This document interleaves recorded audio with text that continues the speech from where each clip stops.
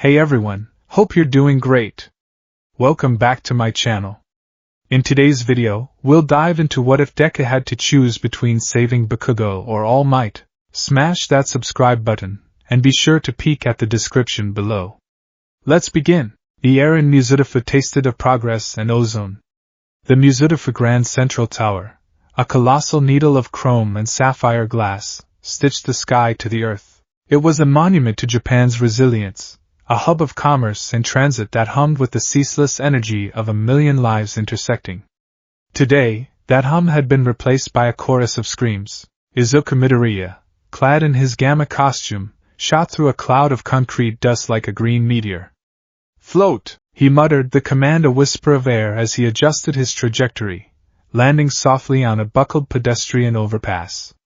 Below him, the plaza was a war zone. Loader villains, emboldened by a new ideology and high-grade support gear, swarmed the area.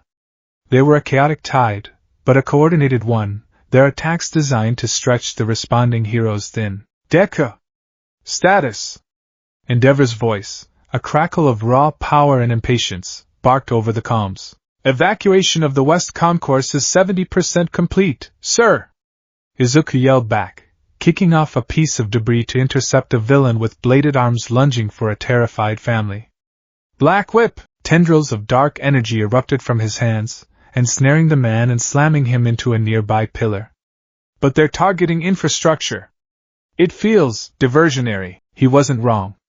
For the past hour, the heroes had been playing a frantic game of whack-a-mole. Hawks was a crimson blur in the sky, his feathers plucking civilians from falling debris and disarming villains with surgical precision. Mirko, a whirlwind of powerful kicks, was turning the plaza's southern entrance into her personal territory. But for every villain they took down, two more seemed to crawl out of the woodwork. They were the new Liberation Front, remnants of the Paranormal Liberation Front, now weaponized and directed by an unseen hand. "Damn right it's a diversion, nerd!" Another voice snarled, this one closer and far more familiar. An explosion rocked the overpass, propelling Katsuki Bakugo into the air. He pirouetted with practiced ease, his gauntlets spitting smaller, controlled blasts to correct his momentum. "They're gnats! Annoying, but they're just here to draw blood before the real monster shows up." He landed beside Deku, his red eyes scanning the chaos with a predator's intensity. "Kaken! You're supposed to be with Best Jeanist Unit on the east side. Jeanist can handle a few threads on his own." Bakugo scoffed, pointing a gauntlet toward a new wave of villains pouring from a subway entrance. "This is where the real fight is. Stop muttering and start fighting." He didn't wait for a reply. "AP shot! Autocannon!" he roared, unleashing a blistering stream of focused explosions that chewed through the asphalt and sent the villains scattering. Deku, his brief reprimand forgotten, moved in tandem. It was a dance they perfected through blood and bruises in the UA gyms. Bakugo was the overwhelming shock and awe, the spearhead that shattered formations. Deku was the follow-through, using his speed and agility to perform clean-up, protecting the civilians Bakugo's indiscriminate firepower might endanger. They fought for another 10 minutes that felt like an hour. The sky, once a brilliant blue, was now choked with a sickly gray smoke. The Grand Central Tower, once a symbol of pride, now had ugly, jagged wounds weeping fire and debris. A deep, resonant groan echoed from the earth beneath them, a sound that vibrated not in their ears, but in the marrow of their bones. Bakugo froze mid-blast. What the hell was that? The ground trembled, not like an earthquake, but like something colossal was stirring beneath the city's skin. The Loader villains, their faces suddenly masks of ecstatic terror, began to pull back, looking toward the base of the tower. "It's here!" one of them whispered, his voice caught on a nearby news microphone. "The Apostle of the New Age!" From his hidden sanctuary, a place of monitors and medical equipment, All for One smiled. His face was a ruin of scar tissue, his body a prisoner of tubes and wires, but his mind was a razor-sharp scalpel, carving a new reality. On the central screen, he watched the thermal and seismic readings from the Grand Central Tower spike. "Apostle," he mused, his voice a synthesized rasp. "A bit dramatic for my tastes. It is simply a key, designed to fit a very specific lock. The lock on the heart of my nemesis's successor." Back at the tower, the plaza's marble flooring cracked. Fissures spread like lightning across the ground before a section of the foundation 50 feet wide erupted upwards. It wasn't an explosion of force, but a tearing of reality. Out of the chasm of shattered concrete and twisted rebar, it rose. It was a Nomu, but it was unlike any they had ever seen. It was massive, easily 12 feet tall, with a body of obsidian black muscle that seemed to drink the light around it, giving it a warped, two-dimensional appearance. It had 4 arms, each ending in thick, bladed claws, but its most horrifying feature was its head. It was a smooth, featureless ovoid, save for a single, gaping maw filled with needle-like teeth. A low, guttural hum emanated from its chest, a thrumming that felt like anti-sound. Mirko was the first to react, a streak of white fury. "I don't care what you are! You're going down!" She launched herself at the creature, her legs a piston of righteous power. Luna Tijeras, her attack, which could shatter city blocks, connected with the Noma's torso. But there was no satisfying crunch. Instead, the point of impact rippled, the black skin absorbing the kinetic force like a sponge. The creature didn't even flinch.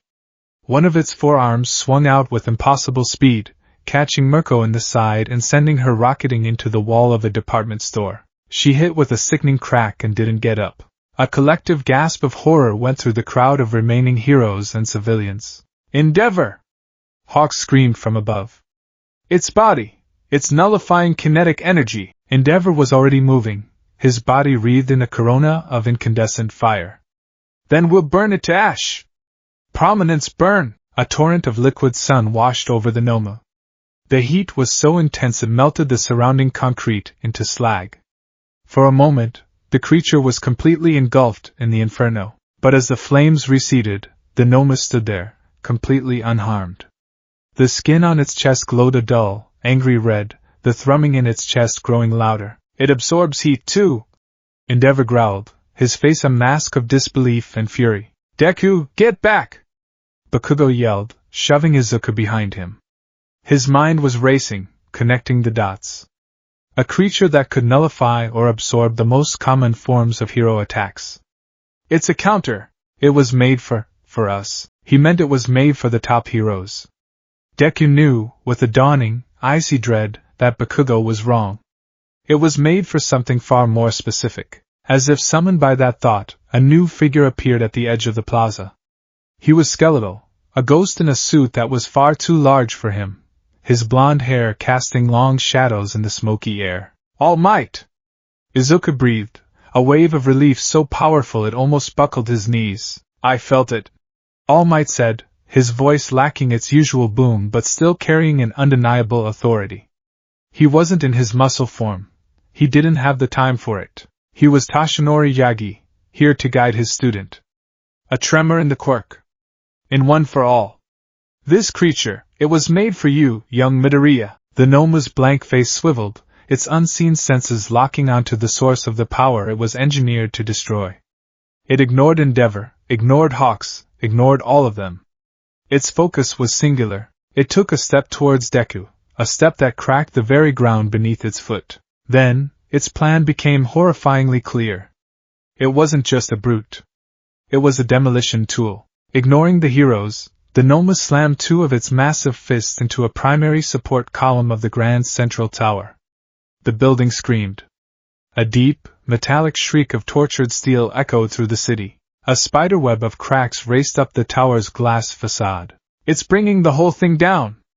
Hawks yelled, his feathers already moving, trying to form a net to catch the falling glass. The Noma wasn't done.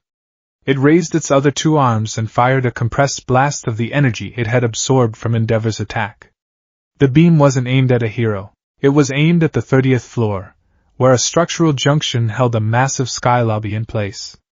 The beam struck true, and a section of the tower the size of a city block began to groan, preparing to shear off. Panic erupted into full-blown pandemonium. "The daycare!"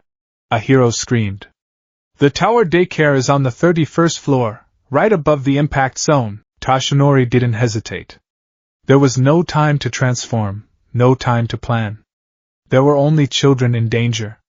With a speed that belied his emaciated form, he sprinted into the tower's lobby. "I will stabilize the support pillar! Evacuate everyone!" He yelled over his shoulder, his final command as a symbol. Deku's world narrowed to a tunnel. All Might was in there. The building was coming down. The Nomu was the cause. His body ignited with the viridian lightning of One for All. He had to stop it. He had to get to All Might. Oh, Deku! Bakugo's voice cut through his panic. Don't be an idiot! You can't fight that thing head on! It's baiting you! Bakugo was right. The Nomu was ignoring him, letting him charge. It was a trap. But what choice did he have? As Deku prepared to launch himself forward, Bakugo moved first. If brute force doesn't work, he snarled, a manic grin stretching across his face, then I'll just have to be so damn overwhelming it chokes on it.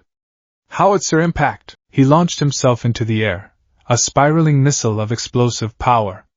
It was his ultimate move, a massive, swirling vortex of heat and force designed to obliterate anything in its path. It was also a colossal gamble. The Noma tilted its head, its thrumming chest glowing brighter. It was waiting for the attack.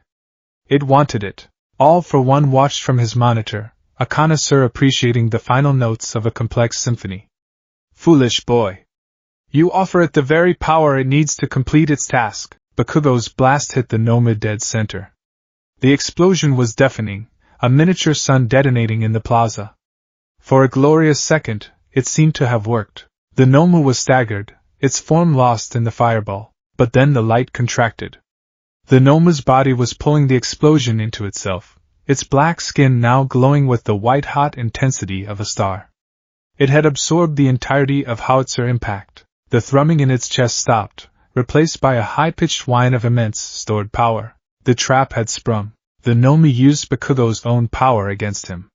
It unleashed a shockwave that didn't just push, it disintegrated. The concussive force shattered Bakugo's armored gauntlets, the reinforced metal peeling away like fruit skins. The feedback sent him hurtling backward, slamming him into a concrete wall with enough force to crater it. He slumped to the ground, a plume of smoke rising from his ruined arms, his body still. He was out cold, vulnerable, and directly in the path of the supercharged monster. And at that exact same moment, a horrifying sound tore through the air from inside the tower. It was the sound of 1,000 tons of steel giving way. Deku's mind, supercharged by One for All, processed the two simultaneous apocalypses in a horrifying, drawn-out eternity. His senses screamed, painting two pictures in his mind's eye with agonizing clarity. Picture 1, to his left, the gaping maw of the tower lobby. Deep inside, past the smoke and falling emergency lights, he could just make out a silhouette. Toshinori Yagi, his frail body pressed against the groaning support pillar, his arms spread wide, using his very bones to hold up the ceiling of a room where children were crying. A massive slab of the floor above him had cracked and was beginning to slide. He was bleeding from a dozen wounds, his time limit not just expired but shattered. He was holding on by sheer, indomitable will, but the pillar was buckling. The slab was slipping. He had seconds. He was the symbol of peace. He was the world's hope. He was his mentor, the man who had given him everything. Picture 2, to his right, no more than 50 yards away, lay Katsuki Bakugo. Unconscious. Defenseless. The Nomu, glowing with the stolen power of Bakugo's own quirk, took a ponderous step towards him. It raised one of its bladed arms, the claw crackling with raw, explosive energy. It was preparing a killing blow, a final, ironic execution. He was Kaken. His rival, his tormentor, his oldest friend. The first person he had ever wanted to save. The explosive boy who secretly screamed to be saved. He was going to die. Right now, time stretched. A second became a lifetime. Save All Might. It was the logical choice. The utilitarian choice. The fate of one man, even the greatest man, versus the stability of the entire world. All Might's survival meant hope. His death meant chaos. The world needed All Might. He, Izuku Midoriya, had been chosen to preserve that symbol, to carry his torch. His duty was clear: save Kaken. It was instinct. A primal scream from the 4-year-old boy on the playground, standing in front of a bully for a friend who didn't want his help. It was the core of his being, the foundational principle upon which his entire dream of heroism was built, to save the person in front of him who was in danger. It was illogical. It was selfish. It was a single life against the world's. His muscles coiled, tearing themselves apart with indecision. Left or right? The past and future, or the present? The symbol or the friend? Through the roar of the collapsing building and the whine of the Noma's power, a voice, strained but clear, reached him. It was All Might. He had seen the hesitation in his successor's eyes. He knew the impossible calculus tearing the boy's soul apart. And in his final moments, he gave his final lesson. Save the boy, young Midoriya! The words weren't a suggestion. They were a release. An absolution. An order from the highest authority he had ever known. That is what a hero does! Something inside Izuku Midoriya broke. Or perhaps, it was forged anew. A scream ripped from his throat, a sound of pure, unadulterated anguish. It was the sound of a boy choosing, and in choosing, losing a part of himself forever. Tears streamed from his eyes, vaporizing in the heat of his own power. He wasn't thinking anymore. He was just moving. He didn't go left. He went right. One for all, 100%. St. Louis smash! He was no longer a boy. He was a force of nature. The ground beneath his feet didn't just crack, it vaporized. The air pressure dropped so suddenly that it felt like the world had taken a sharp, collective intake of breath. The green-black lightning of One for All, now laced with the dark tendrils of Black Whip, consumed him. He crossed the 50 yards in less than a microsecond. His fist connected with the side of the nullifier Noma's head. For the first time, the Noma's absorption ability failed. It was like trying to catch a tsunami in a teacup. The sheer, untamed, grief-fueled power of One for All at its absolute peak was too much. The kinetic energy didn't just get absorbed. It overloaded every cell of the creature's body. The Noma's head exploded in a shower of black viscera, and its gargantuan body was launched sideways, a 10-ton missile of dead flesh that crashed through 3 separate buildings before coming to a stop half a mile away. The shockwave from the punch alone was enough to create a crater 30 feet deep, and it blasted Bakugo's unconscious form away from the epicenter, sending him tumbling through the air.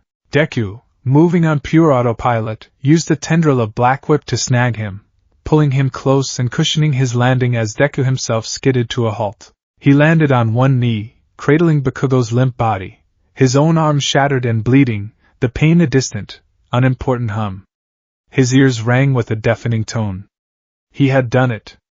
Kaken was safe. Slowly, shakily, he lifted his head and turned. He turned back to the left. He turned just in time to watch the last support pillar in the lobby of the Grand Central Tower disintegrate. He saw the briefest flicker of a skeletal silhouette, still in its defiant pose, before it was consumed. The sound that followed was the death of a giant. A symphony of destruction, starting with the sharp crack of the building's spine, followed by a chorus of 1,000,000 shattering windows, and then the final, deafening, earth-shattering crescendo as 300,000 tons of steel, concrete, and glass collapsed in on itself. The Grand Central Tower, the beacon of Muzurifu, fell. It fell, and it took the symbol of peace with it. For a moment, the world was noise and fury. A plume of dust and debris rocketed into the sky, a gray mushroom cloud that blotted out the sun, casting the entire city into an unnatural twilight. And then, silence. A profound, suffocating, absolute silence. The kind of silence that is heavier than any sound. The kind of silence that rushes in to fill a vacuum. A vacuum where a man, a hero, a symbol, had just been. In his dark room, All for One watched the dust cloud on his monitor. He closed his eyes, savoring the moment not as a victory of power, but of philosophy. A perfect tragedy. He whispered to the empty room, a soft, sibilant sound. The symbol is broken. Not by my hand, but by his own legacy. The greatest hero, undone by his own heart. He allowed a small, genuine smile to touch his ruined lips.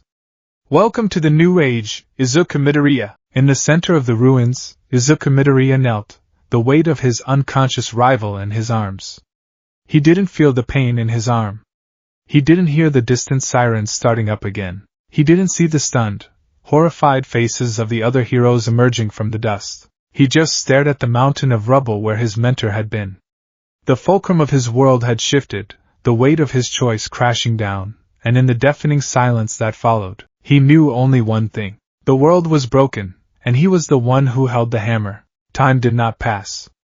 It had shattered, and Izuku Midoriya was suspended in the shards. The world around him was a symphony of chaos muted by a thick pane of glass. He could see the frantic motion, the red and blue strobes of emergency vehicles painting grotesque, fleeting portraits on faces streaked with soot and tears, the methodical sweep of searchlights cutting sterile white paths through the shroud of dust, the urgent, gesturing hands of paramedics and the grim, set jaws of his fellow heroes. He could see it all, but he could not hear it. The only sound was a high-frequency whine in his ears, the auditory ghost of a scream that had torn itself from his soul.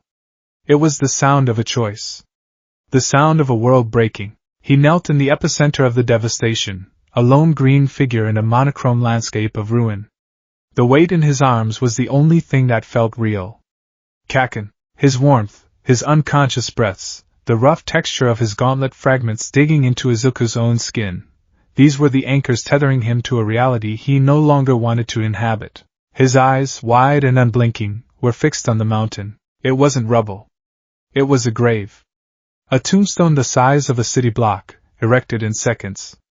Somewhere under that colossal pile of twisted steel and pulverized concrete was a man who had been a god. Somewhere in that suffocating press of matter was the smile that had saved millions, the will that had held society together, the mentor who had looked at a quirkless, crying boy and told him, "You can become a hero." Izuku's own quirk, the legacy of that man, was a silent, agonizing fire in his bones. One for all felt like a cancer now, a foreign entity that had demanded an impossible price for its power. Every thrum of residual energy in his muscles was an echo of his failure. "I used your gift to let you die." A pair of heavy, flame-wreathed boots crunched on the debris nearby, stopping a few feet away. Endeavor, his face a furious scowl, his iconic fiery mustache flickering with agitation, loomed over him. Deku. The name was a bark, a command for attention. "Report." "What happened? Where is All Might?" Izuku didn't respond. He didn't even blink. His universe had contracted to the space between him and the tomb, and Endeavor was outside its merciless gravity. The current number one hero's patience, already worn thin by the day's catastrophic events, snapped. "I gave you an order, hero! Your comms are fried, but your mouth isn't. Speak!" He reached down, his hand a vice of heat and strength, to grab Izuku's shoulder. But before his fingers could make contact, a blur of crimson feathers intervened, deflecting his arm. Hawks landed silently between them, his golden eyes filled with a weariness that went beyond physical exhaustion. "Endeavor-san," he said, his voice low and even. "Maybe not right now." He was here. He saw what happened. Endeavor ground out, his gaze flicking from Izuku's vacant face to the mountain of rubble. The realization, the one everyone was refusing to voice, began to dawn in his own eyes, hot and terrible. The Nomu, its energy signature vanished in a single spike. "That was you, wasn't it, boy?" He was speaking to Izuku again, but it was a rhetorical question. "You defeated it." "So where?" He didn't finish the sentence. No one had to. The silence was the answer. It was in the way Izuku cradled Bakugo, a protective gesture that was also an admission of his priority. It was in the fixed, horrified stare that saw nothing but the grave. Paramedics, their faces pale under the grime, approached cautiously. "Sir? Deku? We need to take Bakugo. We need to look at you, too." "Your arm." Izuku flinched, a barely perceptible tightening of his grip on Bakugo's uniform. He didn't want to let go. Letting go meant acknowledging the world beyond this single, terrible moment. Letting go meant admitting that what he had done was real. A new figure pushed through the throng of first responders. The tired, stoic form of Shota Aizawa, his capture weapon draped loosely around his neck, his face grim. He knelt in front of his student, placing himself directly in Izuku's line of sight, forcing him to see something other than the rubble. "Midoriya," Aizawa said, his voice quiet but firm, cutting through the ringing in Izuku's ears where Endeavor's roar had failed. "Let them take Bakugo. He needs help." Izuku's eyes slowly, agonizingly, shifted from the mountain to his teacher's face. He saw no judgment there, only a deep, profound exhaustion and a familiar, stoic brand of empathy. "He's safe," Aizawa continued, his gaze unwavering. "You saved him. Now let the medics do their job." The words, "You saved him," were a double-edged sword. They were the validation of his action and the confirmation of its cost. With a shudder that racked his entire body, Izuku's grip loosened. The paramedics moved in swiftly, carefully lifting Bakugo onto a stretcher. As they carried him away, Izuku's hand fell limply to his side, leaving a smear of blood and grime on his leg. The one anchor holding him to the present was gone. He felt himself begin to drift. Aizawa put a hand on his shoulder. "Come on, problem child.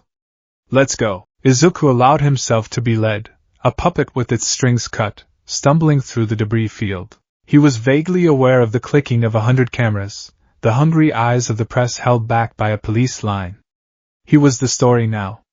The boy who had been at the epicenter, the successor who had survived while the symbol had not. Each step was a lifetime. Each crunch of glass under his boots was an accusation. Pain was the first herald of consciousness. A sharp, searing fire in his arms and a dull, throbbing ache across his back. Katsuki Bakugo's world returned not as a gentle dawn, but as a violent intrusion. The smell of antiseptic and burned fabric filled his nostrils. The sound was a cacophony of panicked voices, beeping machinery, and the distant, mournful wail of sirens. He forced his eyes open. The world was a blur of white canvas and frantic movement. A field hospital. Tria. He was on a cot, and 4-line already taped to the back of his hand. His arms were wrapped in thick, white bandages from his fingertips to his elbows. He tried to clench his fists, but the pain was blinding, and his fingers barely twitched. The memory slammed into him. The overwhelming power of his howitzer impact being eaten. The sensation of his own quirk being turned against him. The sickening crunch as he hit the wall. And then, nothing. He sat up, ignoring the bolt of agony that shot through his torso. "Where?" he rasped, his throat raw and dry. A harried-looking nurse rushed over. "Bakugo-san, please lie down. You have severe blast trauma and second-degree burns on your arms. Your vitals are unstable." He ignored her, his eyes scanning the chaotic tent. He saw other heroes, injured and being treated. He saw Mirko, unconscious, a team of medics working frantically around her. But he was looking for two people, one green, one gold. His gaze landed on a small television perched on a medical crate in the corner. A news anchor, her face a mask of strained composure, was speaking. The chirun at the bottom of the screen read, "All Might, Heroic Last Stand." Speculation mounts. The words didn't compute. Last stand? Speculation?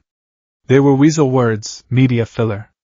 They didn't mean anything. And then he saw him. Through the tent's open flap, across the ruined plaza, he saw Deku. The nerd was being led away by Aizawa, his movements stiff and robotic. His costume was torn, his right arm hanging at a sickeningly wrong angle, stained a dark, wet crimson. But it was his face that made Bakugo's breath catch in his throat. It was a blank slate, an empty, hollowed-out mask of a face, the eyes staring at nothing. He'd seen Deku scared, seen him angry, seen him cry like a damned fountain. He had never, ever seen him look empty. The pieces clicked into place with the cold, final sound of a cell door slamming shut. The Noma. His own failed attack. Deku's vacant expression. The mountain of rubble where the tower used to be. The news report. Last stand? Bakugo swung his legs off the cot, shoving past the protesting nurse. Every movement was agony, but the pain was a distant signal from a body he no longer cared about. He staggered out of the tent, his bare feet unsteady on the broken ground. The cold night air hit him, carrying the metallic scent of blood and the fine, gritty taste of pulverized concrete. He saw Deku and Aizawa about 20 yards away, heading toward a waiting ambulance. "Deku!" He tried to yell, but his voice came out as a ragged croak. He pushed forward, stumbling, driven by a desperate, terrifying need to know. To have it confirmed. To have the world make sense again, even if that sense was the worst thing he could possibly imagine. Aizawa turned at the sound, his eyes widening slightly as he saw Bakugo. He put a protective arm in front of Deku, shielding him. "Bakugo, get back to the medics. You're in no condition." Bakugo ignored him. His eyes were locked on Deku, who had stopped but hadn't turned around. His back was still to him. "Deku!" Bakugo said again, his voice cracking. He took another pained step forward, close enough now that he didn't have to shout. The question felt like swallowing glass. It was the most important question he had ever asked. Where is he?" The question hung in the air, fragile and terrible. It was a plea. A demand? A prayer. "Please tell me I'm wrong. Please tell me he's just injured. Please tell me the symbol of peace isn't buried under 1,000,000 tons of his own city." Deku didn't turn. He didn't speak. He just stood there, his shoulders trembling almost imperceptibly. And in that silence, Katsuki Bakugo received his answer. The rage, the explosive, defining core of his being, did not erupt. He had expected it to. He had expected to scream, to curse, to blast something, anything. But the rage wasn't there. It had nowhere to go. It was like a fire that had suddenly run out of oxygen. In its place was a vast, terrifying, all-consuming emptiness. A vacuum. A cold so profound it felt like it was freezing him from the inside out. All Might was gone. The man he had idolized since he could form memories. The man whose strength was the absolute standard against which he measured himself. The man he was destined to surpass. The rival he shared with Deku, the pinnacle they were both striving for. Gone. And Deku. Deku was the one still standing. Deku had made a choice. He had been there. He had chosen to save him. The realization crashed into Bakugo with the force of a physical blow. He staggered back a step, the world tilting on its axis. He saved me. He chose to save me. And All Might. The debt was immeasurable. The guilt was suffocating.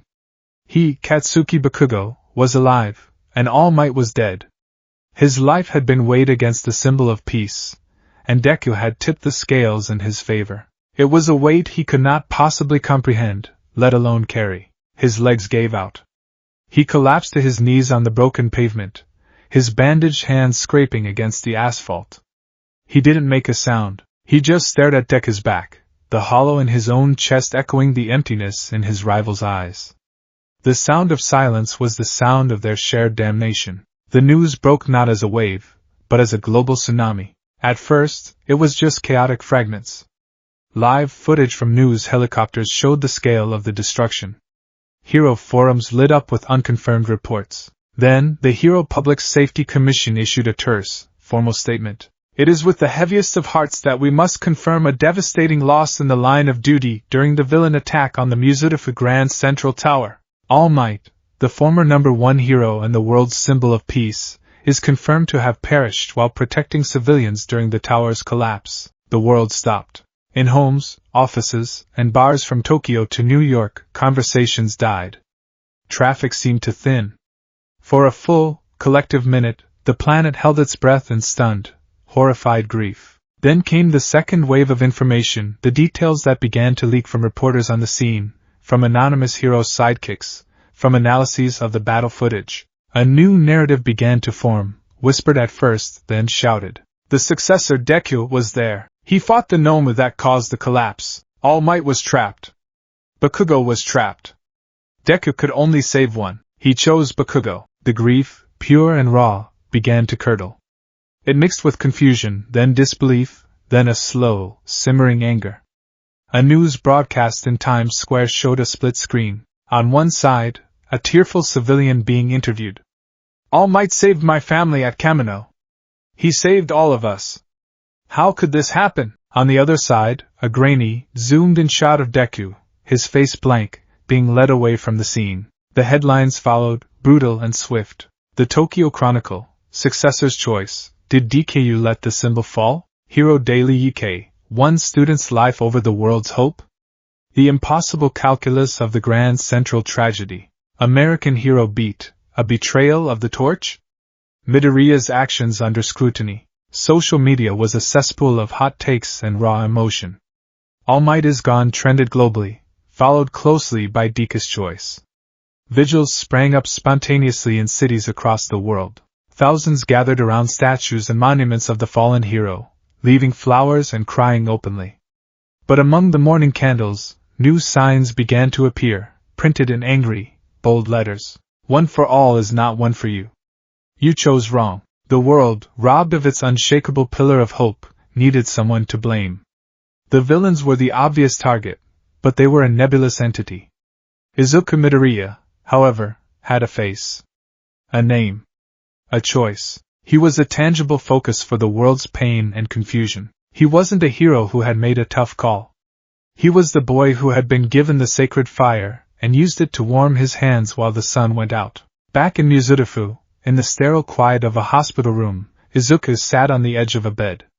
Aizawa stood guard by the door, refusing entry to the commission agents and reporters already gathering in the hallway. A doctor had set and cast his arm, the pristine white a stark contrast to the filth covering the rest of him. They had tried to clean him up, but he had refused, shaking his head mutely. He didn't deserve to be clean. He felt nothing.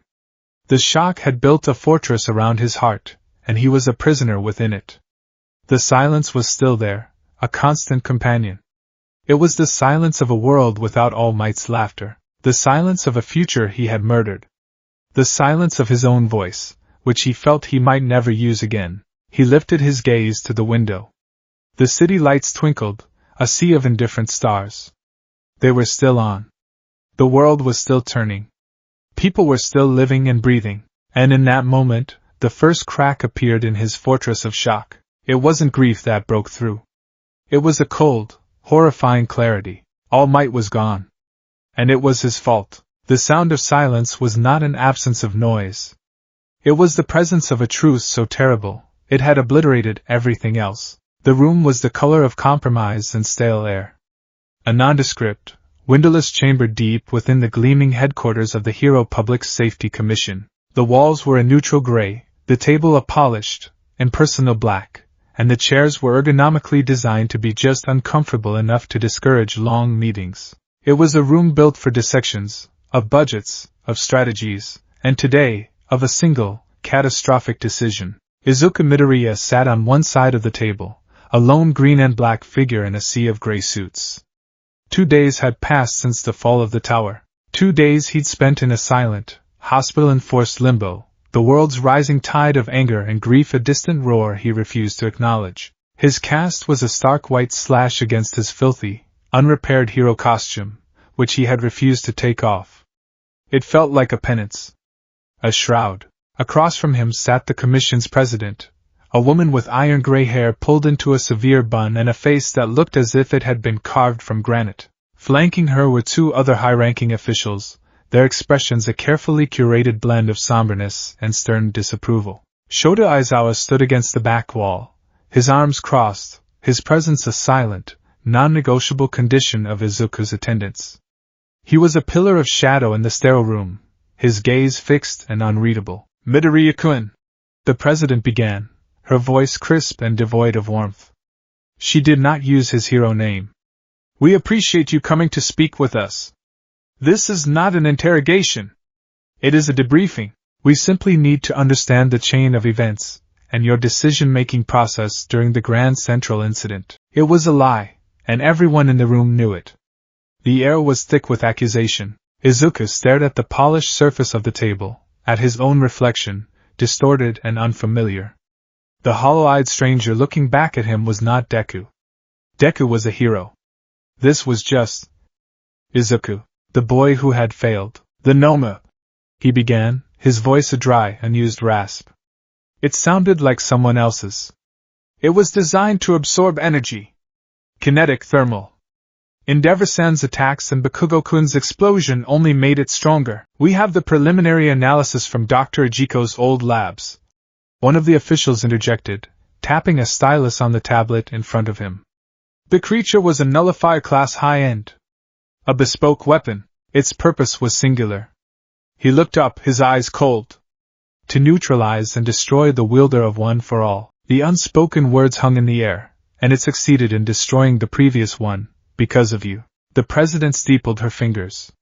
Let's focus on the critical moment. Our analysts have pieced together the timeline from multiple sources. At 15 hours 42 minutes and 12 seconds, the tower's primary internal supports began to fail. All Might, in his civilian form, was inside, attempting to shore up the structure to allow for the evacuation of a daycare facility. She paused, letting the weight of the words settle. At that exact moment, the Nomu, supercharged by Bakugo Katsuki's attack, was preparing to execute him. You were positioned equidistant between the two. You possess the speed and power to intervene in only one location. Is this assessment accurate? Izuku gave a single, jerky nod. Then explain your choice, Midoriya-kun, the president said, her voice dropping to a sharp, clinical point. Explain the tactical reasoning behind prioritizing the rescue of a single, albeit talented, student over the preservation of the world's symbol of peace, your direct mentor, and the linchpin of global social stability. Tactical reasoning? The phrase was an insult. It implied a spreadsheet, a calculation of pros and cons. His choice hadn't been made with his mind, it had been torn from his soul. He told me to. Izuku whispered, his eyes still fixed on the table. He? The second official pressed, leaning forward. All Might? He shouted. Save the boy, young Midoriya. That is what a hero does. A heavy silence descended on the room. Aizawa shifted his weight against the wall, his expression unchanging. The president's face remained impassive, but a flicker of something, annoyance? Disbelief, crossed her features. He gave you an order, she stated flatly. An order you interpreted as a release from your primary duty. My primary duty. Izuku's head finally lifted, and for the first time, a spark of life entered his dull eyes. It wasn't defiance. It was a profound, wounded confusion. My primary duty is to save people who are in danger. Your duty, as the inheritor of One for All, is to the world. The first official countered, his voice rising.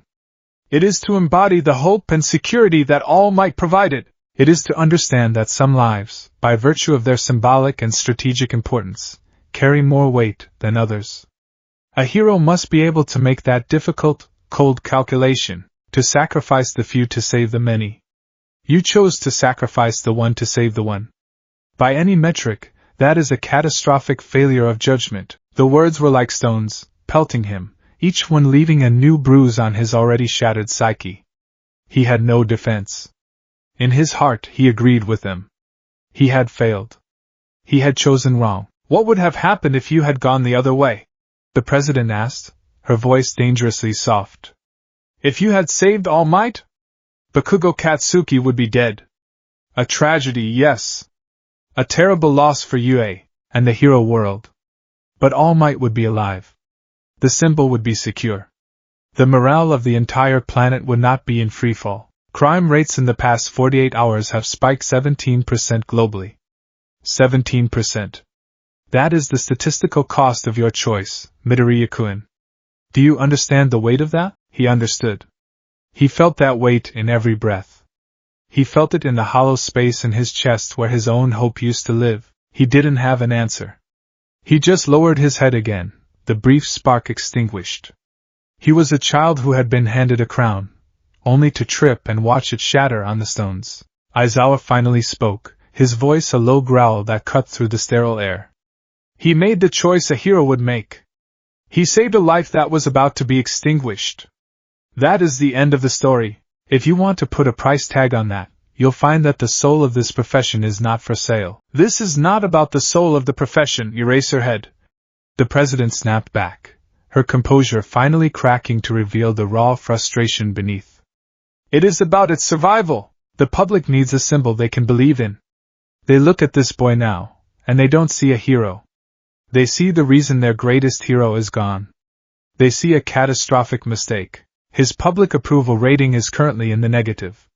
He is not a symbol of hope. He is a lightning rod for grief and anger. She turned her gaze back to Izuku, her final words delivered like a judge's sentence. We cannot, in good conscience, take One for All from you. We do not know how, nor do we know the consequences. But we cannot endorse you. You are a liability the hero world cannot afford. For the foreseeable future, your provisional license is under review. You are confined to the UA campus. You will not engage in any hero work, sanctioned or otherwise. We need to contain the damage, she stood. And the first step in containing that damage is removing you from the public eye. This debriefing is over. They filed out of the room, leaving Izuku alone with his teacher. The silence they left behind was heavier than their judgment. They're wrong, Midoriya, Aizawa said, walking over to the table. No, they're not, Izuku replied, his voice flat. They're right. I see the numbers. I see the logic. It was the wrong choice. Logic doesn't save the person dying in front of you, Aizawa countered, placing a hand on his student's shoulder. Don't let them poison you with it. Don't let them make you doubt the very instinct that makes you a hero. But it was too late. The poison was already in his veins. The UA campus was supposed to be a sanctuary, a bubble of safety and learning, protected by high walls and the watchful eyes of the country's finest heroes. But the world's judgment could not be kept out by gates and security systems. It seeped through the cracks, carried on the airwaves and through the fiber-optic cables that connected them to the outside world. The dorm common room of Class 1A was uncharacteristically silent.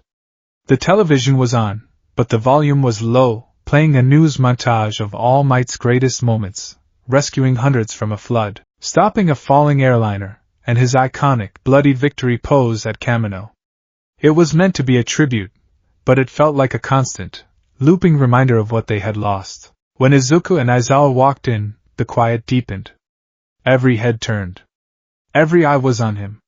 He saw a complex tapestry of emotions in their faces. Achiko Uraraka and Tenya Ida were on their feet instantly, their faces etched with pure, unwavering concern. They flanked him, a silent, protective guard. Uraraka's hand hovered near his arm, wanting to offer comfort but unsure if it would be welcomed. Ida's expression was stiff with a formal, profound sorrow, both for the loss of All Might and for the pain his friend was clearly in. Midoriya-kun, Ida began, his voice formal but sincere. We are glad to see you back. We are all here for you, Deku-kun, Uraraka whispered, her eyes shining with unshed tears. Don't listen to what they're saying on TV. They weren't there. They don't know, but others were less certain.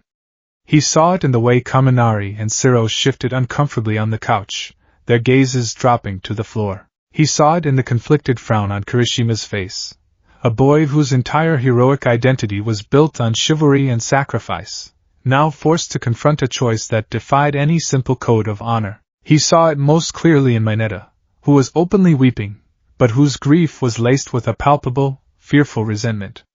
He was supposed to be invincible. Mineta sniffled to a silent Shoji. How could he just be gone? The most piercing gaze came from Todoroki.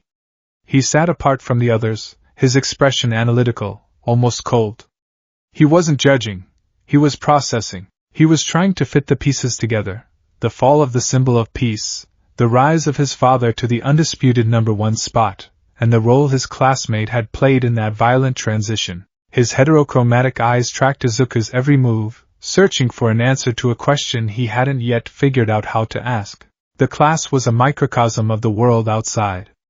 A foundation of support, but riddled with cracks of doubt, fear, and resentment. They were grieving, and the object of their grief had been lost on his watch. Izuku couldn't bear their eyes. He couldn't stand their support, and he couldn't stand their doubt. It was all too much. I'm tired, he mumbled, extracting himself from Ida and Uraraka's orbit. He shuffled toward the elevators, his head down, feeling the weight of their collective gaze on his back. He made it to his room, a shrine to the very man he had let die. All Might posters covered the walls. All Might figurines stood in heroic poses on his shelves. The iconic, smiling face was everywhere, 1,000 silent accusers. He walked to his desk and turned on his computer. He didn't know why. It was a masochistic impulse, a need to see the full extent of the world's condemnation. He opened a news site. The lead story was a live feed from a vigil in Hosa City. Thousands of people filled the streets, holding candles and photos of All Might. The camera zoomed in on a young woman being interviewed, her face streaked with tears. He saved me during the attack by the hero killer, she sobbed. He showed up, and suddenly everything was okay. There's no one like that now. Who do we look to? That new kid, Deku? The one who let him die to save his schoolyard buddy? No thank you.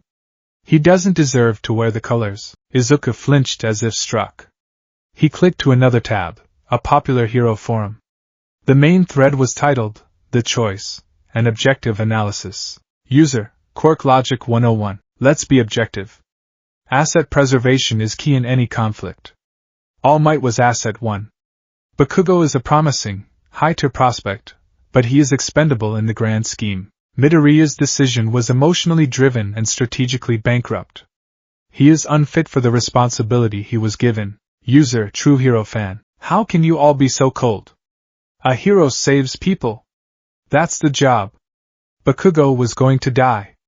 All Might himself screamed for Deku to save him. He did what All Might would have wanted. User, Kamino Survivor. At True Hero Fan you don't get it. All Might's want doesn't matter. What matters is what the world needed. We needed him.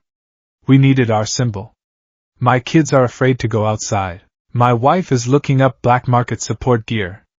This is the world Deku chose for us. The words blurred through his tears. He saw his own self-doubt, his own guilt, reflected back at him 1,000,000 times over. They were all saying what the Commission had said. What he himself believed. He had been selfish.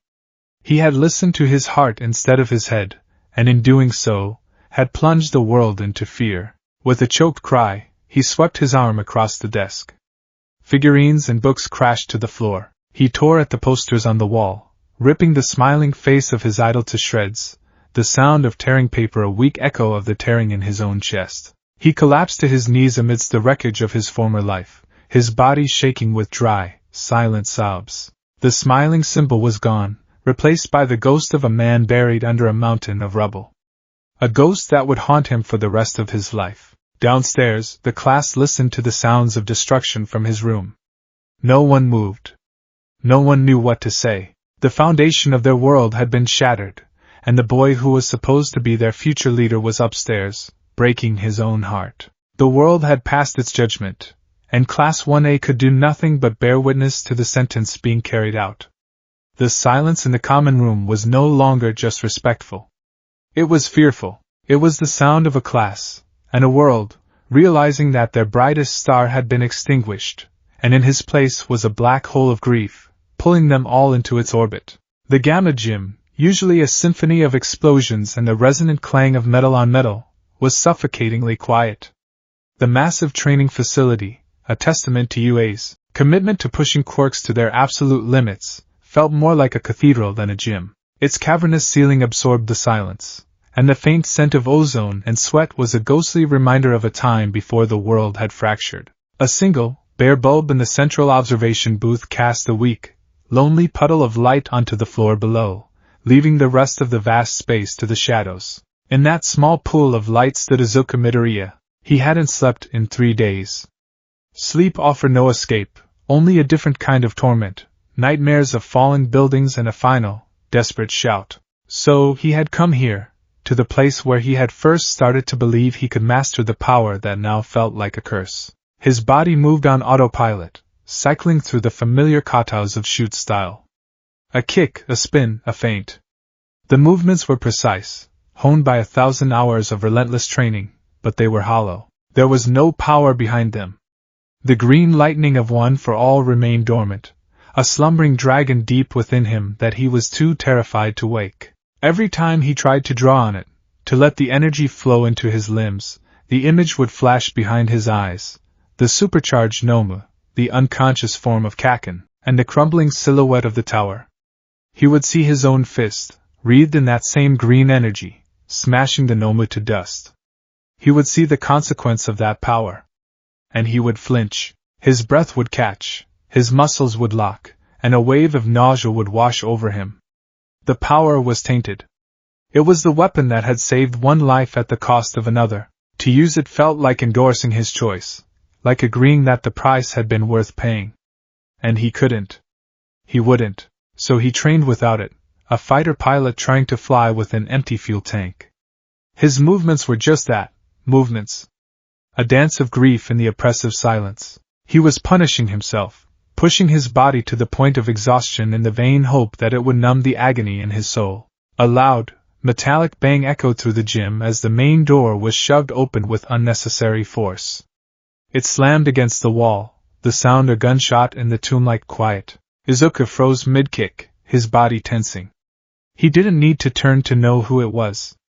There was only one person who opened doors like he was declaring war on them. Katsuki Bakugo stood silhouetted in the doorway, a stark figure against the brighter light of the hallway behind him. He was out of the hospital, his arms wrapped in fresh white bandages from his wrists to his biceps, a visible testament to the battle. He wore a simple black tank top and workout pants, and the starkness of the attire seemed to highlight the change in him. The usual arrogant, explosive energy that radiated from him like a heat shimmer was gone. In its place was a stillness, a coiled, dangerous quiet that was far more unnerving than his loudest screams. He let the door swing shut, plunging the gym back into its dim state. The only sounds were the soft hum of the single light and Izuku's own ragged breathing. Bakugo walked forward, his footsteps deliberate and heavy on the reinforced floor. He didn't stop until he was standing just outside the edge of the light, his face half-shrouded in shadow. His red eyes, usually burning with fiery ambition, were dark, unreadable pools. They were fixed on Izuku. For a full minute neither of them spoke. It was a standoff between two ghosts in a dead man's training hall. Izuku, paralyzed by guilt, and Bakugo, suffocating under the weight of a debt. Finally Bakugo broke the silence. His voice was not a yell. It was a low, raspy sound, like stones grinding together. It was the most terrifying sound Izuku had ever heard from him. Why? The word was a single, sharp syllable, but it carried the weight of 1,000 unspoken questions. Why did you do it? Why was I the one you ran to? Why am I standing here while he's not? Why me? Izuku's shoulders slumped. The question was a scalpel, expertly sliding past his defenses and cutting straight to the core of his pain. He couldn't face it. He couldn't face Bakugo. He turned away, his back to him, staring into the infinite darkness of the gym. I don't know, he mumbled, the words tasting like ash. Bullshit, Bakugo growled, taking another step forward, his voice gaining a hard, sharp edge.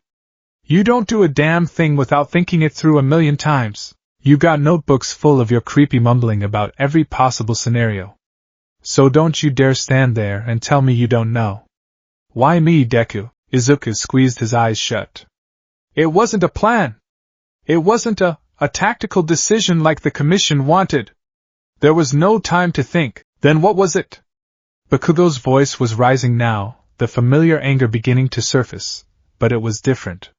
It was brittle, frayed at the edges with something that sounded terrifyingly like desperation. What the hell was it? Izuku whipped around, his face finally crumpling, the carefully constructed dam of his composure shattering into a million pieces.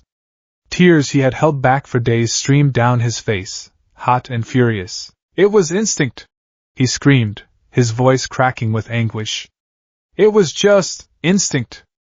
I saw you, and I saw him, and my body just moved. I didn't choose. It chose for me. He took a stumbling step forward, his fists clenched at his sides, his body trembling. And it chose wrong. Don't you get it, Kaken? I chose wrong. I should have saved him. I should have run to the tower. The world needed him. He was all might. He gave me everything, and I let him die to save you. It should have been me buried under there. It should have been anyone but him. His confession hung in the air, a raw, bleeding thing. He was sobbing openly now, his breath coming in ragged, painful gasps. He had finally said it. He had finally admitted the terrible truth that had been festering in his heart. He had failed. He had made the wrong choice, and he wished he could take it back. He wished Bakugo was dead and All Might was alive. He collapsed to his knees, his forehead pressing against the cold floor, the tears pooling beneath him. He expected a roar of fury. He expected an explosion.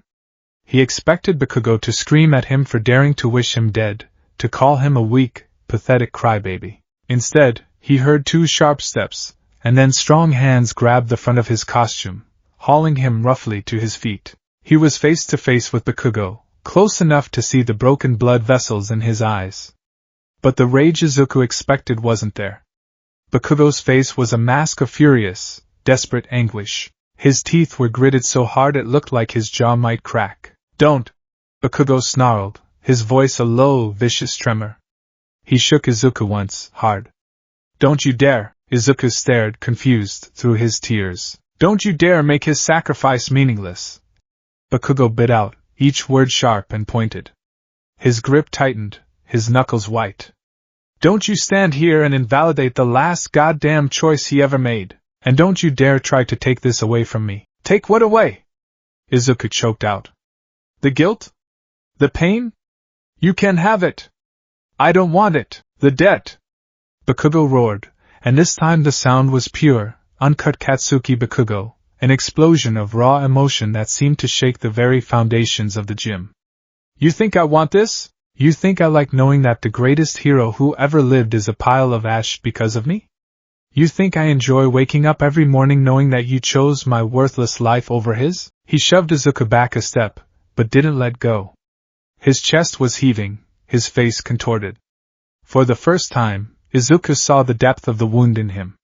It wasn't just anger. It was a self-loathing so profound it mirrored Izuku's own. "But it happened," Bakugo continued, his voice dropping again to that terrifying, intense growl. "You made a choice, and he jabbed a bandaged finger toward the ceiling, as if indicating the heavens. Made a choice. He told you to save me. He used his last breath to give you an order. And you did it." He leaned in closer, his red eyes boring into Izuku's. "So you don't get to regret it. You don't get to wish it was different. Because if you do, then his death was for nothing. Your choice was for nothing, and my life, the life you saved, is worth nothing." The raw honesty of the words struck Izuku with the force of a physical blow. He stopped crying, his breath catching in his throat. "You saved me, you useless nerd," Bakugo said, his voice finally breaking, a single tear tracing a clean path through the grime on his cheek. He wiped it away angrily with the back of his bandaged hand. "So my life, it's part of the price now. It's not just mine anymore. It belongs to this. To what happened?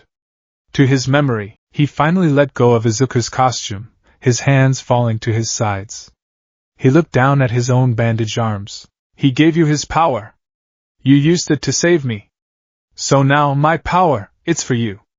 It's for him." He looked up, and his gaze was clear, resolute, and terrifyingly certain. The arrogant pride was gone, burned away and replaced by something harder, something forged in the fires of immense, unbearable responsibility. "We carry this," he said, his voice quiet but absolute. "Together. You and me. You don't get to fall apart, because if you do, I fall with you. And I'm not gonna let that happen." His legacy isn't just one for all anymore. It's us. It's this. The two of us standing here, when he can't. Izuku stared at him, speechless. Bakugo wasn't absolving him of his guilt. He wasn't telling him it was okay. He was doing something far more profound. He was offering to share the burden. He was taking the crushing weight that was destroying Izuku and placing half of it on his own shoulders.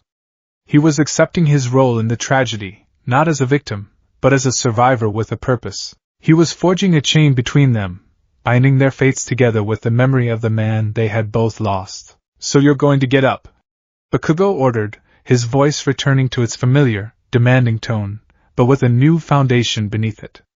"You're going to stop crying, and you are going to learn how to use that damn quirk again without flinching like a coward.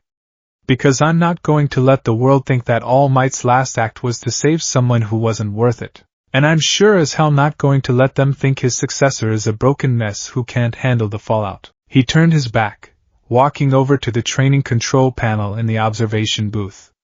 He slammed a fist on a large red button. The gym roared to life. Lights blared, training bots emerged from floor panels, and obstacle courses began to shift and assemble. "I'm not as strong as I need to be," Bakugo called out over the noise, not turning around. "And you're a shadow of what you should be. That changes. Starting now." He turned to face Izuku, his expression a mask of grim determination. "I'm not your rival anymore, Deku. A rival is someone you want to beat. I'm the other half of his legacy, and I'm going to drag you to the top with me, whether you like it or not. We're going to get so damn strong that no one will ever question the choice you made. We're going to become a symbol that makes his sacrifice worth it. Now get up and fight me. Izuku stood there, amidst the cacophony and the glaring lights, his tears forgotten. The crushing weight on his soul hadn't vanished, but it had shifted. It was no longer a solitary burden. Bakugo's words, born of his own profound guilt and a newfound sense of purpose, had become a support beam. He looked at Kaken, not the bully from his childhood, not the arrogant rival from Yue, but this new, terrifyingly resolute person standing before him. He saw the debt of a soul, freely accepted and transformed into a vow. Slowly, deliberately, Izuku Midoriya raised his fists. For the first time in days, he reached for one for all. He flinched, the images still flashing in his mind. But this time, another image appeared alongside them, Kaken's face, fierce and determined, demanding that he stand. A single, hesitant flicker of green lightning sparked around his arm. It wasn't a solution. It wasn't forgiveness. But it was a start. It was two broken boys in a gymnasium, deciding that if they couldn't carry the weight of the world alone, they would learn to carry it together. The pact forged in the cold, artificial light of the Gamma Gym was a lifeline, but a frayed one. Bakugo's ferocious determination was a constant, external force, a gale at Izuku's back pushing him forward when his own will faltered. They trained with a desperate, self-destructive intensity. They sparred until their muscles screamed and their bodies were mosaics of bruises. Bakugo, even with his bandaged arms and the phantom pain of his overcharged nerves, was relentless. He was a drill sergeant from hell, barking insults and tactical corrections, forcing Izuku to move, to fight, to simply be. But when the training ended, when the shared adrenaline faded and Izuku was alone in the suffocating quiet of his room, the ghosts returned. He was at rock bottom. The world's judgment was a constant, low-grade hum of static in his mind, but the loudest voice was his own. He would lie awake at night, staring at the ceiling, his body aching from the day's exertion but his mind racing on a merciless loop. The choice. The collapse. The silence, one for all, had become an alien presence within him. It was a lodger in his own body that he was afraid to speak to. Every time he tried to access its depths, to truly let the power flow, the guilt would rise like bile in his throat. The quirk felt tainted. It was All Might's gift, his soul, his legacy, and Izuku had used it to fail him in the most absolute way possible. The power that was meant to be a symbol of hope now felt like a brand of shame, seared into his very DNA. The lightning that sparked around him wasn't green anymore. It was the color of regret. He started avoiding it. During their spars, he would rely on base strength, on shoot style without the enhancement, on black whip and float, quirks that felt separate, ancillary, less intimately connected to the man he'd lost. Bakugo noticed. "Stop holding back, you damn nerd!" he would roar, blasting a warning shot near Izuku's head. "You think you can get strong enough by fighting with one hand tied behind your back? You're insulting me, and you're insulting him." But Izuku couldn't. The flinch was involuntary, a full-body rejection of the power. It was like trying to touch a hot stove that had already burned you to the bone. He began to believe the commission was right. He was unworthy. The quirk had made a mistake. Maybe it was time to give up. The thought was a quiet, insidious serpent coiling in the back of his mind. Maybe I should just find a way to pass it on. Find someone stronger. Someone who can make the hard choices. Someone who won't break. The thought was a betrayal, but it was also a seduction. It promised peace. An end to the crushing weight. This internal war took its toll. Dark circles formed under his eyes, so deep they looked like bruises. He lost weight he couldn't afford to lose. He moved through the UA halls like a wraith, his gaze fixed on the floor, avoiding the worried looks of his friends and the cautious, distant observation of his teachers. The lifeline Bakugo had thrown him was still there, but Izuku's hands were growing too weak to hold on. One night, it all came to a head.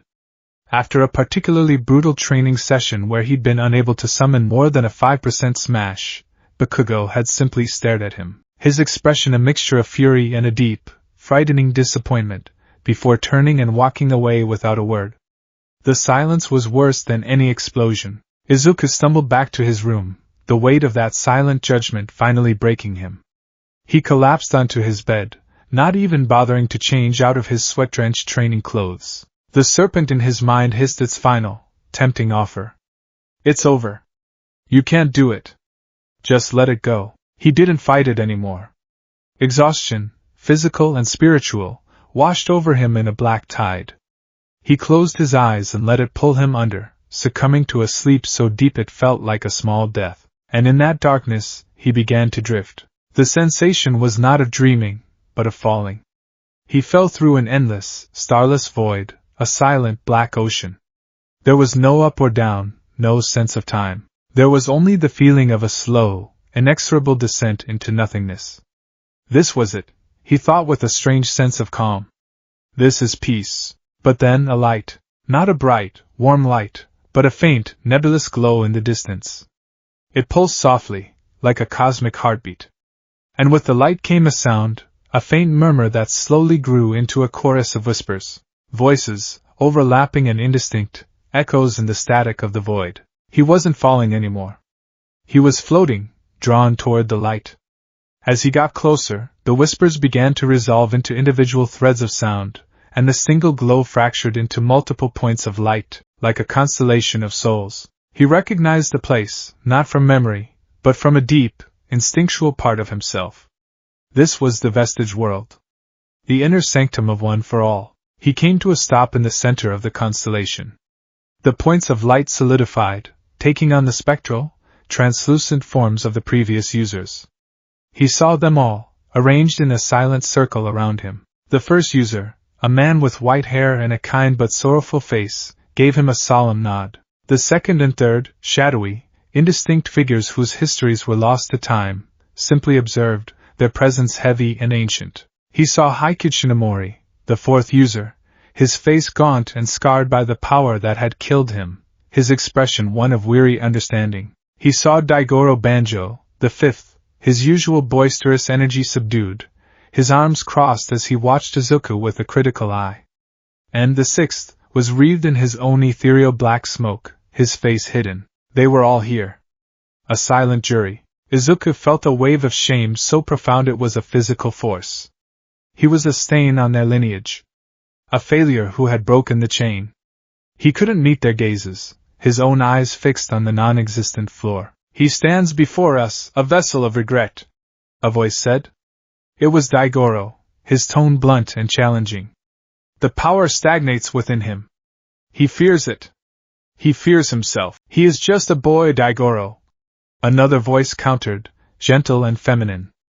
A boy who was handed a war he was not ready for. Izuku looked up to see the seventh user, Nana Shimura, step forward. Her spectral form glowed with a soft, maternal light.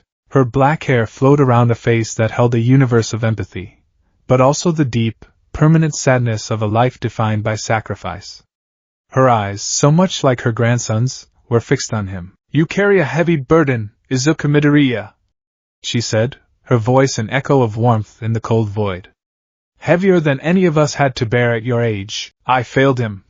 Izuku choked out, the words tearing from his throat. I failed you all. Your sacrifice. Gran Torino told me about you. You gave up everything. You gave up your son to keep him safe. You knew about sacrifice. I didn't. I was selfish. Nana Shimura drifted closer, her form shimmering. Sacrifice is not a simple equation, child. It is not a choice between a right answer and a wrong one. It is a choice between two unbearable losses. I chose to leave my son to fight a monster I could not defeat, hoping to create a world where he could live in peace. I saved the future at the cost of my own present. I have lived with the ghost of that choice for eternity. She looked at him, her gaze piercing. You were faced with two deaths. One was a symbol, a man who had already lived a full, glorious life and had accepted his time was coming to an end. The other was a boy with his entire future ahead of him, a life you had the power to save in that exact moment. You chose the life in front of you. You chose the present. It was not a failure of logic. It was an affirmation of life. But the world is afraid now, Izuku argued, his voice pleading. I broke their hope. I let All for One win. Did he? A new voice asked. It was Hikage, the fourth user, his voice a dry rustle of leaves. All for One's goal was not merely to kill All Might. It was to break his successor, to shatter your spirit so completely that you would surrender one for all to him, or let it wither and die inside you. He wanted to prove that the ideal of heroism, the ideal of one for all, was a lie that would collapse under its own weight. He gestured with a translucent hand. Look at yourself. You stand on the precipice of handing him that very victory. Your grief is becoming his triumph. The truth of his words hit Izuku like a physical blow. He had been so consumed by his own failure that he hadn't seen the larger game at play. His despair was the final move in All for One's plan. What do I do? He whispered, looking from face to face.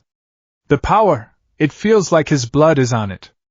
I can't, that is not his blood, Nana said softly. It is his will. It is his love for you. It is everything he ever was, distilled into its purest form. It is not a weapon of your guilt. It is a tool of your purpose. Izuku squeezed his eyes shut, shaking his head. He wanted to believe her, but the image of the collapsing tower was burned into his retinas. The sound of his mentor's last shout was a permanent echo in his ears. He couldn't separate the man from the power. He couldn't separate the gift from the price. He's right. The voice was new. It was not an echo. It was deep, resonant, and so profoundly familiar that it cracked open the shell of Izuku's despair. It was the voice that had changed his life on that rooftop so long ago. Slowly Izuku opened his eyes. Standing behind Nana Shimura, a new light was forming. It was brighter than the others, a magnificent, golden radiance that pushed back the endless dark. The light coalesced, taking on a form that was both skeletal and impossibly grand. It was the ghost of a ghost, the echo of a memory, the remnant of Tashinori Yagi's spirit, forever imprinted on the core of One for All. He was smiling. It wasn't the broad, camera-ready smile of the symbol of peace. It was the small, gentle, tired smile of Tashinori. The one he reserved for his boy. All Might. Izuku breathed, his voice breaking. Hello, my boy, the Golden Spectre said, his voice a warm, comforting balm on Izuku's raw soul. Tears streamed down Izuku's face, but for the first time in what felt like a lifetime, they were not tears of guilt. They were tears of relief, of sorrow, of a love so immense it had its own gravity. I'm sorry, Izuku sobbed, taking a stumbling step toward him. I'm so sorry. I should have, the All Might vestige said, raising a glowing hand. There is no should have, young Midoriya. There is only what is. And what you did was exactly what I raised you to do. He drifted forward, the other vestiges respectfully moving aside, giving mentor and successor their space in the heart of eternity. My time was over, my boy, Tashinori's echo said, his smile tinged with a deep sadness, but also with acceptance. We both knew that. My embers were fading. I was holding on by sheer stubbornness. That Nomu, that tower, it was simply the final sentence in a book that was already finished. My role was complete. He looked Izuku in the eye, his own spectral gaze filled with an unshakable pride. But your story is just beginning. In that moment, you weren't choosing between me and young Bakugo. You were choosing between the past and the future. You were choosing between an ending and a beginning. A hero's purpose is to fight for the future. You chose correctly. Izuku shook his head. But the world, the world, Tashinori sighed, a hint of his old weariness in his tone. The world loved the idea of an infallible symbol. It was a comforting story. But it was just that, a story. A symbol can be broken, a pillar can fall. But the idea of a hero, the true idea, not the flashy television version, is something else entirely. It's the idea that when someone is in trouble, another person will risk everything to reach out a hand. You didn't save the symbol, my boy.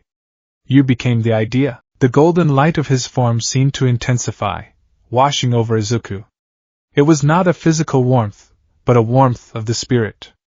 It was absolution, not a denial of the pain, not an erasure of the consequences, but a validation of the heart behind the choice. Do not let my end be the end of you, Kashinori's echo commanded, his voice regaining a flicker of its old, booming authority. Do not let the man who feeds on despair win this final battle. One for all is not my ghost, to haunt you with what you've lost. It is my will, to guide you toward what you can become. Take it. Wield it, not as my successor, trying to fill my shoes. They were always too big and clumsy anyway. He gave a soft, ethereal chuckle. Wield it as Izuku Midoriya. Wield it with all your heart, with all your doubt, with all your pain. Wield it because you are a hero who saves people. That is your truth. Now and forever, the golden light flared, becoming blinding. All Might's form dissolved into a million motes of light that rushed into Izuku, merging with his very being. It felt like coming home. He felt the other vestiges looking at him, their silent judgment replaced with a quiet, powerful expectation. Nana Shimura gave him a final, encouraging smile before her form, and the forms of all the others faded back into points of light, leaving him alone once more in the void. But the void was no longer empty. The static had been replaced by a clear, single note of purpose. The cold had been replaced by the enduring warmth of his mentor's final blessing. Izuku Midoriya opened his eyes. He was in his room. Early morning sunlight, pale and hopeful, streamed through his window, cutting across the wreckage of his posters and figurines. The air was still and quiet, but the silence was different now. It was not the oppressive silence of guilt. It was the calm, peaceful silence of acceptance. He sat up, his body still aching, his heart still heavy with loss. The pain hadn't vanished. The grief was still a part of him, and he knew it would be forever. But it was no longer a crushing weight. It was a foundation. He looked at his right hand, slowly clenching it into a fist. He reached inside himself, to the core where one for all resided. He did not flinch. A vibrant, powerful surge of green lightning erupted around his arm, crackling with energy, casting dancing shadows on the wall. It felt right. It felt like his. He was not All Might's shadow. He was not the world's failed symbol. He was Izuku Midoriya. He was the hero who chose to save a life. And his work was just beginning. The sun that crested the walls of UA the next morning seemed different. It wasn't brighter or warmer, but Izuku Midoriya perceived it with a clarity that had been absent for weeks. The world was no longer a muted, gray landscape viewed through a thick fog of guilt. The colors were sharp again, the sounds were crisp, and the air held the scent of possibility alongside the lingering ghost of sorrow. He had emerged from the vestige realm reborn, not as a phoenix from the ashes, but as a reforged blade. The fire of his grief had not consumed him.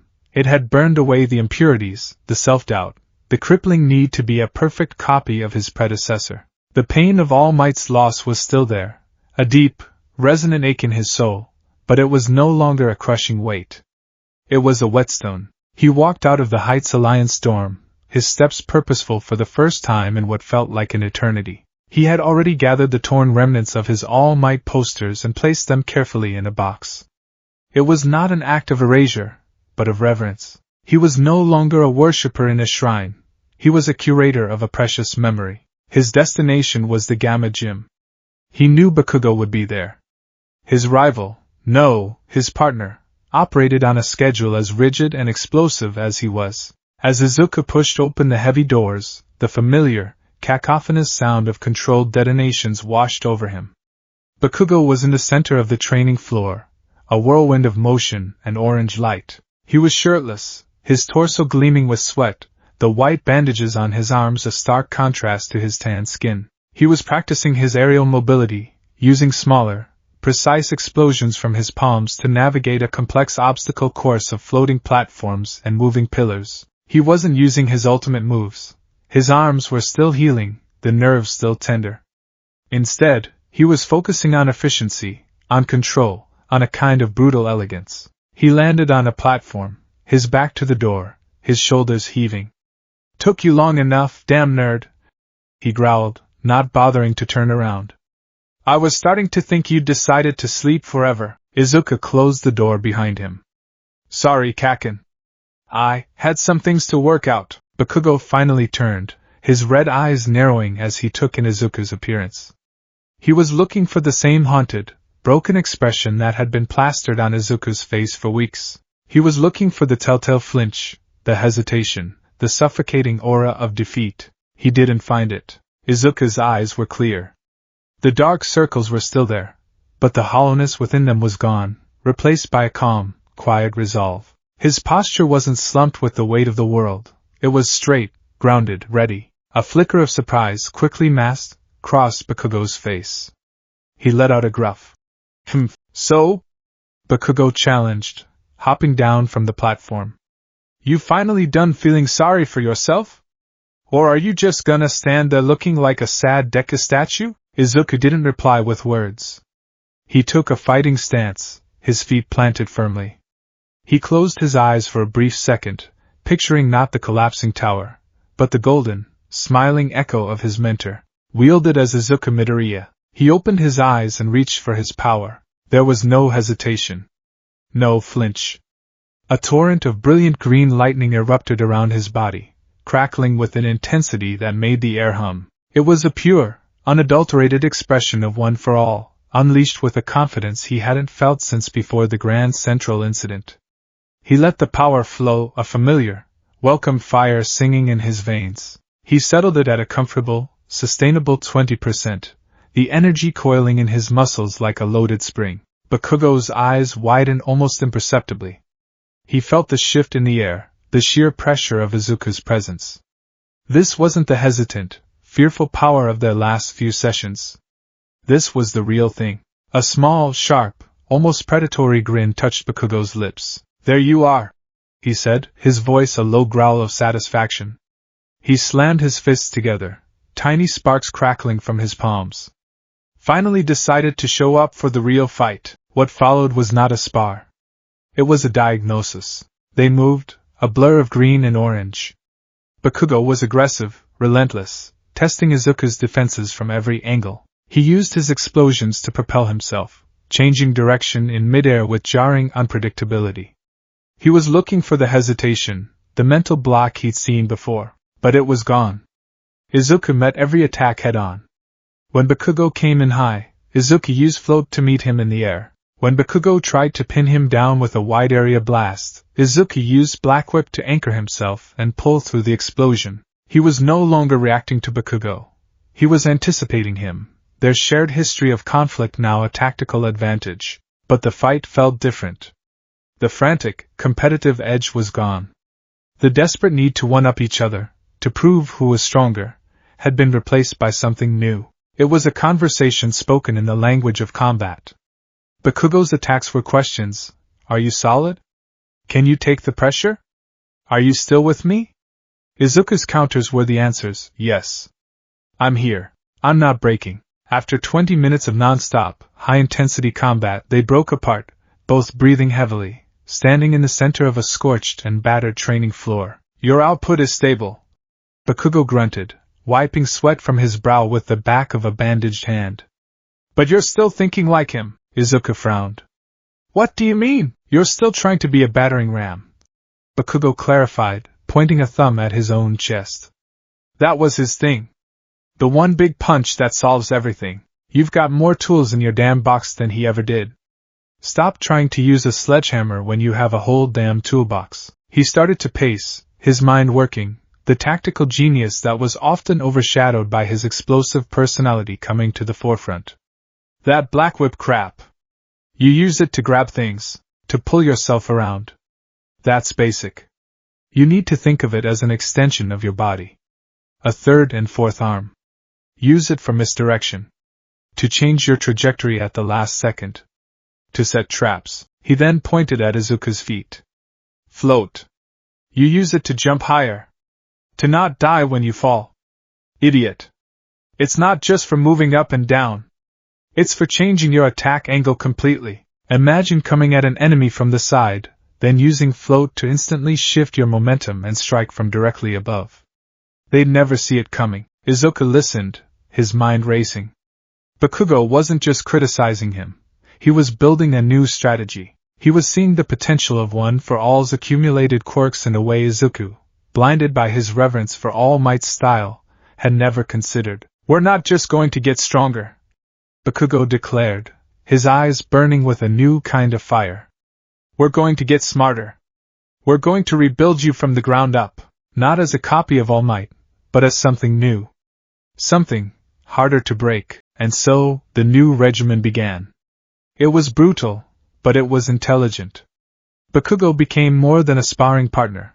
He became a ruthlessly effective coach. He designed drills that forced Izuku to integrate his multiple quirks simultaneously. He would launch a barrage of explosions, forcing Izuku to use Black Whip not just to dodge, but to snatch projectiles out of the air and hurl them back. He set up drills in zero-gravity chambers where Izuku had to use float and tiny bursts from One for All to navigate a complex asteroid field of training bots. Their goal was no longer to surpass one another. It was to make each other unbreakable. Their individual strengths began to complement each other in ways they never had before. Izuku's analytical mind, now free from the paralysis of guilt, started to see patterns in Bakugo's seemingly chaotic movements. He could predict where Bakugo would be, where his attacks would land, and how to best support them. "Kaken," Izuku said during a water break one afternoon, panting heavily. "Your stun grenade is effective for disorientation, but the light is unfocused. What if I use Black Whip to create a thin, reflective net around the target right before you detonate? It would contain and amplify the flash, turning it into a focused optical cage." Bakugo stopped, considering it.